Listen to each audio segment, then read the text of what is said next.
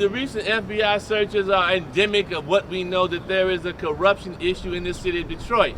And we need to understand that corruption takes many forms. We have corporate corruption, which is rampant in the city of Detroit.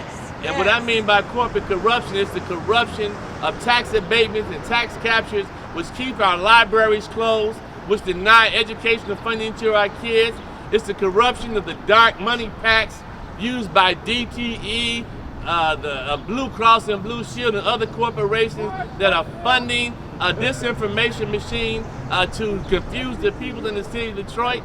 And we also know that there's corruption with respect to city government, which needs to be addressed.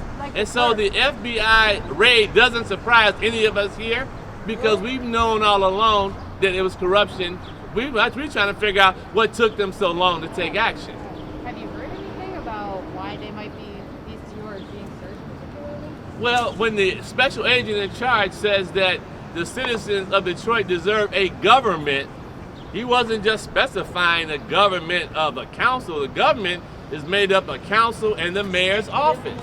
And so people need to understand that when the special agent says there is a governmental issue with respect to corruption, we need to address that, and the people need to understand exactly what he meant by that conversation.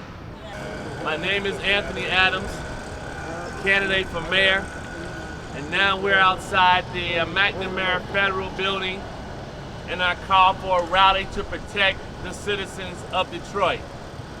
Over the last 6 weeks, we've had a number of situations which have occurred. Most recently, we've had the feds raid the city-county building, and where we had a special agent in charge demanded and said that the citizens of Detroit deserve a government that is free from corruption. Yes. And we certainly agree with that. Yes. We've also had a situation where we've had flooding in the city of Detroit, and the residents were told that FEMA would come in and help them, and now we're learning that the residents' claims are being denied at a 90% clip. We've also had situations where we've now discovered that with the lifting of the moratorium on evictions, that more than 10,000 people in the city of Detroit stand the risk of being evicted from their homes because they have no protection. And we've also found out that more than 40,000 people in the city of Detroit are at risk of losing their houses because of the policies of the Duggan administration to continue to refer to the Wayne County Treasurer houses for foreclosure. We say enough is enough. The citizens in this Detroit demand and need to make sure that their basements are not flooded every time it rains. And to that end, we're calling on the mayor and the governor to fix the infrastructure in the city of Detroit. Every time it rains, the citizens in this city are in a panic because of what they fear that will occur as a result of the flooding. When we talk about the evictions that are going to take place in our city and our ability to protect our citizens, we need to be clear that our citizens need the right to be protected. They need the right to counsel for evictions, and the state needs to free up the millions of dollars of rental assistance that should be made available for landlords so that we don't have a catastrophe of citizens being evicted in the city of Detroit. With respect to the tax foreclosures, again, here we go again. 150,000 people lost their homes as a result of tax foreclosures. We have another 40,000 people that lost their home, now are scheduled to lose their homes as a result of tax foreclosure. The city of Detroit lost more than 80,000 people over this last census for a mayor whose negligence in not knowing how to count people in the city of Detroit and not being able to connect in the city of Detroit. Yes. When is this governmental malfeasance going to stop? When are we going to stop with the excuses of what can't be done and talk about how we fix the problems that need to be fixed in our city? At the end of the day, the corruption needs to be cleaned up. The people need to be protected from evictions in our city. The citizens need to be protected for tax foreclosures, and the citizens also need to be protected from flooding in their basements. Yes. We are saying that there is action that we can take. We are not helpless in the city of Detroit.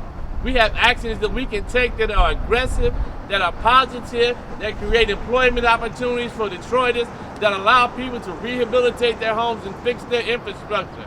Unless the people in this city are fed up with what's going on, the apathy in our city has got to stop, because people are being harmed by the policies of this administration. That's right. And so this rally is a call for the people in the city of Detroit to be protected against foreclosure, to be protected against corruption, to be protected against eviction, to be protected against flooding in their basements. Right. We can pull together and make this a success.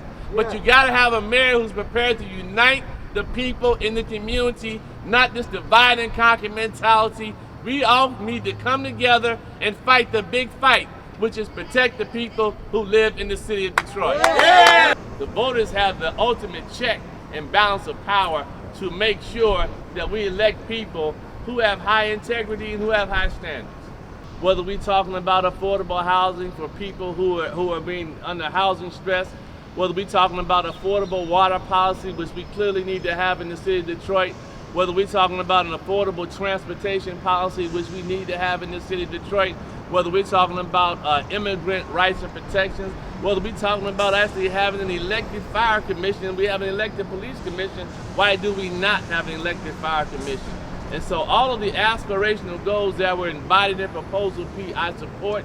And when I become mayor, I'll be putting forth an agenda that is very progressive and very positive to do the things necessary to protect the people in the city of Detroit. But we also have to recognize that we have a working class problem of people who actually work in the city of Detroit. If you're on the high end, like Dan Gilbert and Chris Illich and the folk, you get everything you want. If you're on the low end of the spectrum, there are a lot of programs that are designed to help you. But if you're in the middle of the pack, and you get up and go to work every day, and you pay your bills, you pay your taxes, even though you've been overassessed, there are very few problems or programs that we've created in this city to also help these folks stay in the city of Detroit. That's part of that 80, 90,000 people that have actually left this city and moved out. And so we gotta have programs that's also designed to help the people in the middle, the people who do work every day, the people who do pay their taxes, the people who do make this city strong. We've also got to design programs to help them do what they need to do, which is stay in their home, fix up their homes. We know because of institutional redlining and racism that it's very hard for people to get home improvement loans in the city of Detroit. And so these folk need help in helping to keep their homes stable in our community, and we'll be designing programs because of the spirit of Proposal P and those aspirational goals. We've got to make this a city that's strong and works for everybody who lives here.